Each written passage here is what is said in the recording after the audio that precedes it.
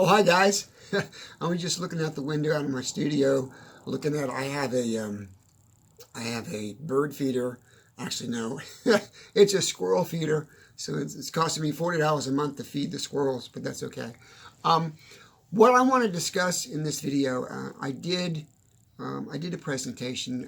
I did a seminar probably 2 weeks ago at Orlando Convention Center, and the topic basically was how you find your true purpose in life, how you find your meaning. What is your meaning for your existence on this planet? And after I got done, which was really interesting, I had a young lady walk up to me and she said, "I've never been able to find my true purpose. I don't know what I want to do." And I looked at her and I said, "Yes, you do. You do know what you want to do. It's either only really two reasons why you're not doing what you want to do. It's either out of fear or out of necessity, okay? And those two things kind of run hand in hand. And so fear will hold us back a lot of times. So, well, you might be thinking about doing something that's really kind of out there. Like, oh, I want to be an astronaut. I want to be a rock star. I want to be things that they're really not practical in what they say the real world is. But if that's what you want to do and that's your passion, go for it, okay? So fear holds a lot of people back because of that reason.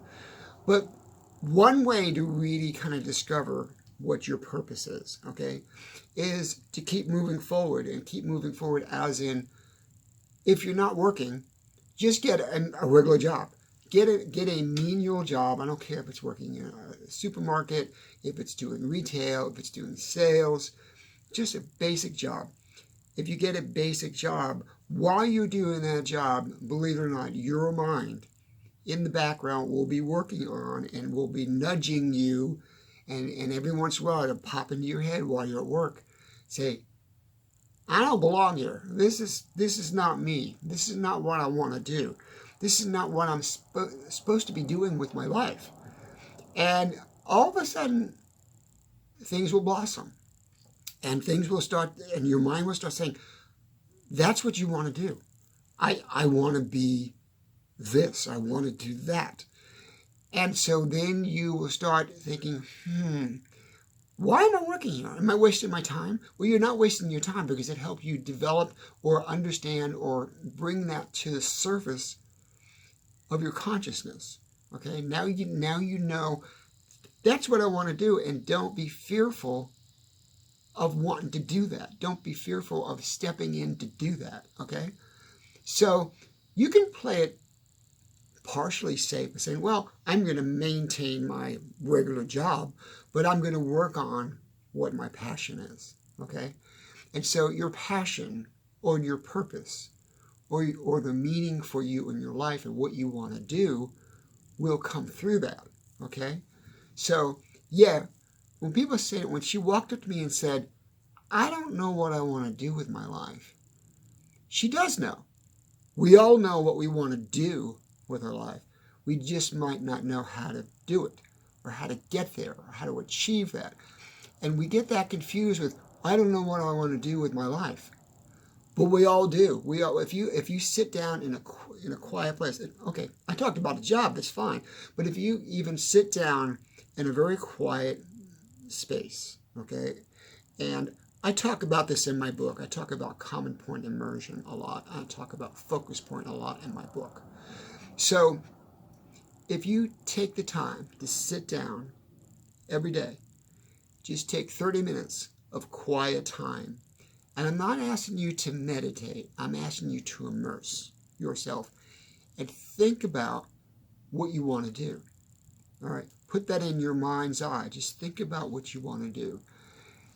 Let me step back for a second. The difference between meditation and common point immersion is this. Meditation is when you just kind of quiet your mind, you shut everything off, you relax your body, and you focus on that process, which I understand is pretty cool, all right? But common point immersion is about you pinpointing a certain thing and immersing yourself into that particular thing, Okay, so now we were, as I was saying earlier, we were talking about how to find your purpose at this seminar. So if you spend time every day and you concentrate on that purpose, okay, I want to be a songwriter, I want to be a teacher, I want to be an attorney. I don't know what I want to be, okay? But if you keep focusing on that process, just spend some time each day. It can be 15 minutes, it can be 20 minutes, and just quiet your mind and just let your mind work on its own. Don't try to control your own mind, okay? Let your mind work on its own. And eventually that will start to nag at you or start to push you or start to suggest to you, this is what I want to do. And then if you do that enough times, you will break through that fear.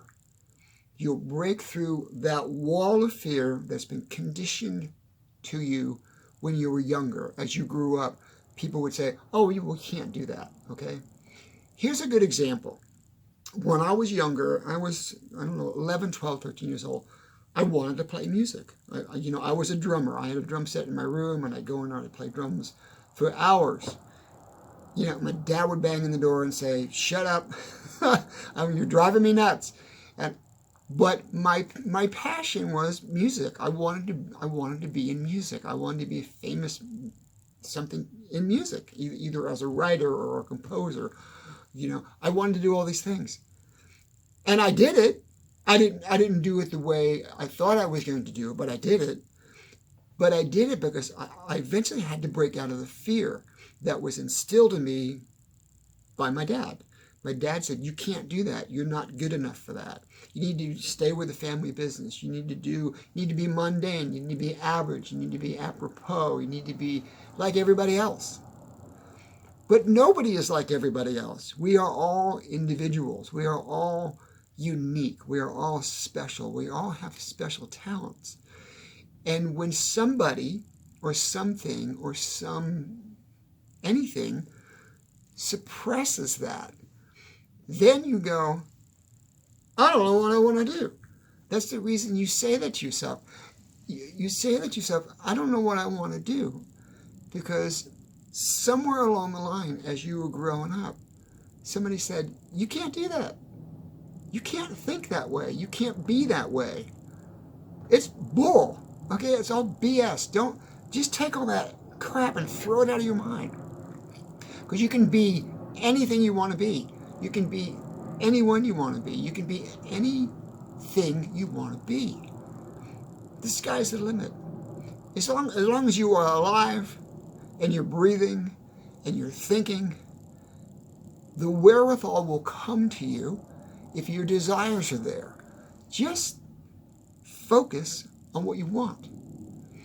So back to my seminar, this is a lot of what I talk about in my seminar, but this young lady came up to me, she says, I'm so confused, I don't know what I want to be. And I sat down with her and I said, okay, the hall was emptying out. I guess we had maybe, almost 1,000 people. It was a lot. It was a big deal. And the hall was emptying out. I said, I'm going to spend some time with this one person. And I told her, I said, listen, let everything clear out. I will come back and we will sit down and we will talk. And she goes, really? I said, yeah. She goes, okay. I said, just me and you, one-on-one. We're going to work on this, okay? And so after everything was cleared out, the tables are empty, the room, the convention area was quiet. She sat there at the banquet table. I sat there at the banquet table, and I said, what do you want to do? She said, I don't know. I said, think back when you were a little kid. Think back when you were 10, 11, or 12 years old. What did you want to do? And she says, I wanted to be an airline stewardess. And I said, how come you're not that? She goes, I don't know.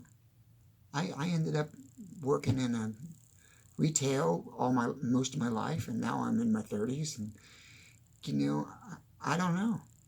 I said, somewhere along the line, in the back of your mind. Somebody had imprinted in the back of your mind that you can't be that you're not good. They may have said you're not pretty enough, or you're not smart enough, or you're not, whatever the case would be, for those criteria to be an airline stewardess. And she says, well, can I still? I said, you can be anything you want. If you want to be an airline stewardess, be an airline stewardess. You know, there's no exact criteria for that. You know what I'm saying? And the other thing that you got to realize, even if we get older and there's certain careers that we might not be as good at as we get older, you can still be in something associated with that, you know? You know, maybe work for an airlines, maybe be a travel agent, you know? She says, oh, that's kind of cool. Well, that's sort of related to what you wanted to do. You're involved with the same industry. She says, a travel agency sounds really cool. And I said, well, do it. Where do I start? I said, just find a travel agent and start working for them and grow from there. She goes, that's just amazing. How did you know that? I said, I don't, it's not what I know. It's what I'm taking from you and I'm putting back to you. I'm just saying, this is what you wanted to do when you were a little kid. One thing you also got to bear in mind is, as we get older, our desires change as well. Like I was saying earlier in this video, I wanted to be a famous rock star when I was, I was in my 20s and I was in the studio and I was going to LA and I was traveling with bands and I was playing drums. I was doing all the stuff.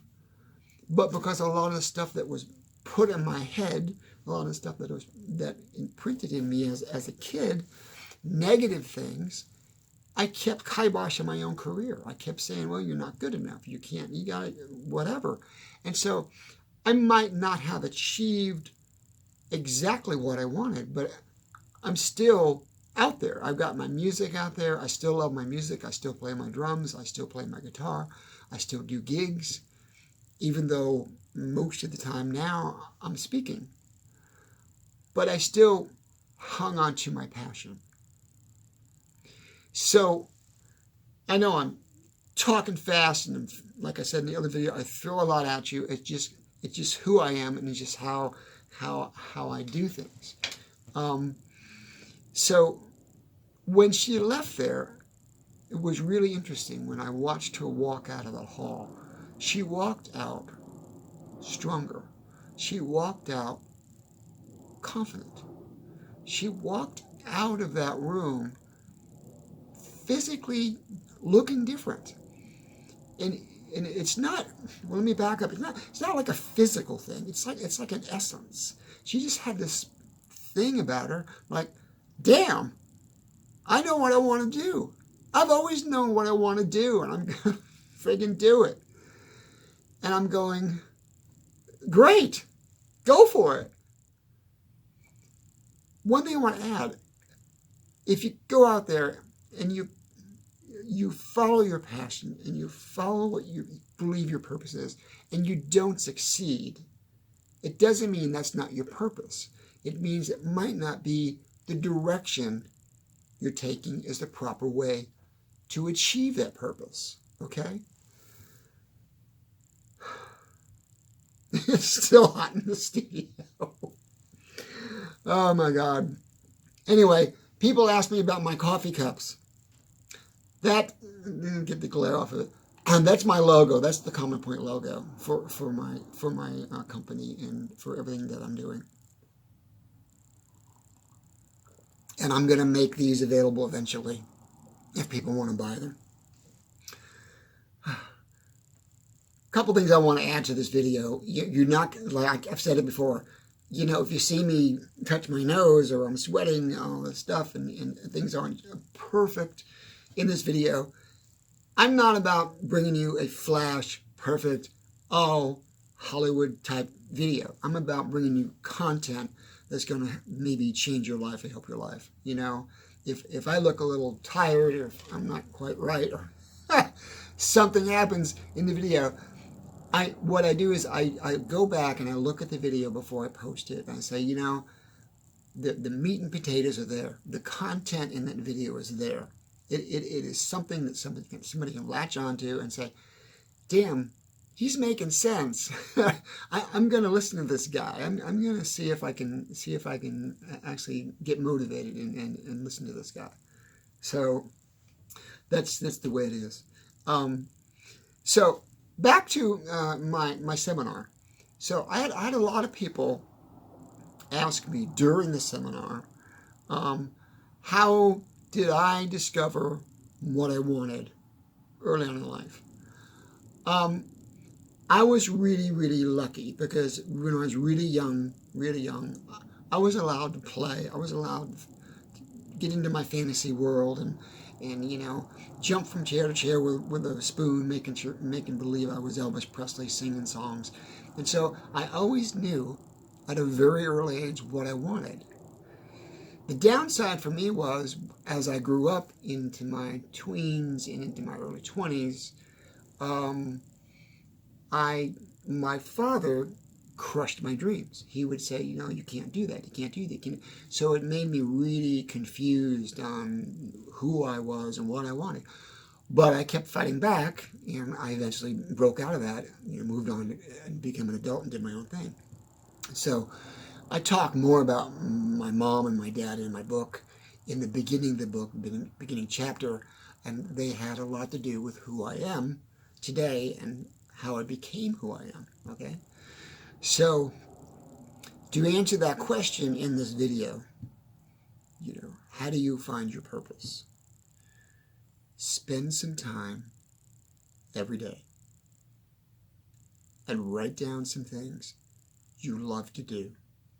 Write down some things you love, not necessarily want to do, but you love. Well, I love baseball, and I love sports. I love music. I love science. I love geography. I love travel. And then take it from there and start breaking it down to a simpler level. Okay, well, you love geography. Well, what kind of geography? Do you want to travel? Is that what you like, geography? You just like the visual part of geography? Or do you want to be a geologist? Do you want to go out and dig and do stuff like that? And just start breaking it all down to its common denominator, and then you're going to kind of go, oh, I like this more than I like this. Also, I want you to understand this. Back in my first video, Perception of Belief, that I put out a couple weeks ago, don't worry about the means to achieve what your purpose is, okay? Don't worry about money and the means and the wherewithal. Don't get that into your head. Just focus on what you want to do. When you focus on your purpose, like I said, break it down, and this is my purpose. I want to be a geologist. I want to be a scientist. I want to be a doctor. Let's pick doctor. So you want to be a doctor. Break it down to its common. What kind of doctor? Do you want to be a cardiologist? A radiologist? Do you want to be a nurse? Do you want private practice? Family practice? Figure out to the finest detail again on what you want to do as a doctor. Don't worry about the means to become that. Like I said in the first video, once you discover and decide and really get a solid decision, this is what I'm going to do, that you will find the means. The means will come your way to become what your purpose is in life, okay? That's pretty much it. It's not rocket science. It's not complicated. Thank you very much for coming and listening to my videos. I'm going to do more of these kind of videos. I'm going to try to cover a lot of the stuff that's in my book that will be out this coming year. I'm also going to try to put up some more instrumental videos about immersion, okay? I talk about immersion in my book, but I want to do a short little thing about what common point immersion is. If you are, I'm going to do a video probably with one of my bunnies, and I'll show you how I do common point immersion with one of my bunnies. I'm trying to figure out how I'm going to do that yet, but I'm going to do it. So if you are, let's say, walking in a park and you sit in a bench and you literally just look at a tree, the best thing to do is actually, if you're near a tree, touch the tree and just immerse yourself into the essence of that tree. Immerse yourself into the essence of the life of that tree, and you will eventually become one source. There's the tree's energy and there's your energy. And when you recognize that, that is immersion. Okay? You can do it with, when people bring pets to a hospital, like a cat or a dog, okay, let's say a dog, they use a lot of dogs, they bring them as helper pets to hospitals. That's immersion, okay? They're bringing that pet to that patient in the hospital, and that patient pets the dog or sees the dog or understands the dog. That energy, that essence from the dog, which I call source in my book, and I call source in the Common Point philosophy, that essence becomes one. You become one. That patient and that pet merge together and they become one source or one energy or one entity. And it has a lot of amazing healing properties, okay? People come out of the hospital and they feel better, and it uplifts their spirit. It uplifts their energy and their essence. That's what immersion is, and that's what the Common Point. That's a basic version, real basic version of Common Point immersion. Okay, so, and you can do it with anything. You can do it with your hand. You can literally just look at your hand and immerse into the veins and the fingers and the skin and the markings on your hand. And you can sit there and you can study your hand. And if you do it long enough, you feel a little bit of a lift. You just kind of get this, oh yeah, you kind of feel that energy. And then that's the first level of Common Point immersion, when you feel that lift, that little lift. And you can take it to a whole other degree. I read about in my book, I talk in my book about Muhammad Ali a little bit, about he didn't realize what he was doing, but basically he was doing Common Point immersion. He would be in his dressing room, and he would say, it would be 20 or 30 minutes before his fight, and he would throw everybody out, even his trainer. He said, "Get out of here, I need to be alone," okay? And he would just focus in his mind's eye. He would immerse in his mind's eye, and he would see the ring, and he would see his opponent. And he literally would see in his mind's eye when he was going to knock that guy out in a fight. And he would do it. He would go out there, and he would do it. The majority of the time, he would do it. Because he would immerse completely into that thoughts process. So there's many, many, many different kinds of Common Point immersion, but I'm just giving you a few of them. And like I said, I'm going to share with you, hopefully soon, I have a pet bunny. And I'm going to take Winston, and Winston and I are just going to sit here, and I'm going to share how I can immerse with Winston, and we become like one energy and one source. And you can see that lift. You can see that breakthrough that happens when you do that. I know, again, I'm throwing a lot at you, and sometimes, this is all BS. Sometimes, wow, that's amazing. It's up to you, what you think and how you think. But I want to let you know that I've spent a lot of years working on this, and my book has taken almost 20 years to complete. So I've done a lot of research, not just research on writing this topic, but internal research on myself, on what works and why it works, or why it doesn't work. And I want to share it with you. So that's where we're at. Anyway, back to your purpose. Sit down, write out, fine-tune it, find your purpose. Remember that number one thing that's keeping you from your purpose is fear. And when you break through that fear, your purpose will surface. It's going to go, oh yeah, I remember that now. That's what I wanted to do. That's what I've always wanted to do. Why am I not doing it? Why am I doing this BS job over here? Why am I doing this? Just when you have that breakthrough, when you immerse into that and that breakthrough comes, you go, that's what I want to do. That's who I am. That's who I am. Nobody can keep me from who I am. This is what I'm supposed to be doing on this planet. Then do it. Just do it.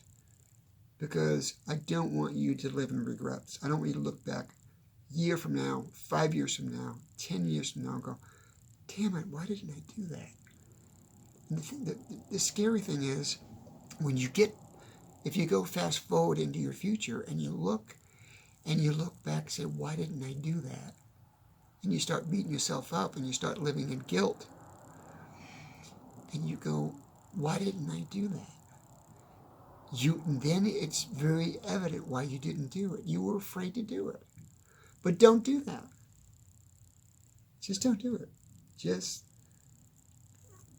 find your purpose. Discover your purpose. Accept your purpose. That's a better word in this whole video. That's a better word. Accept your purpose and become that. Okay?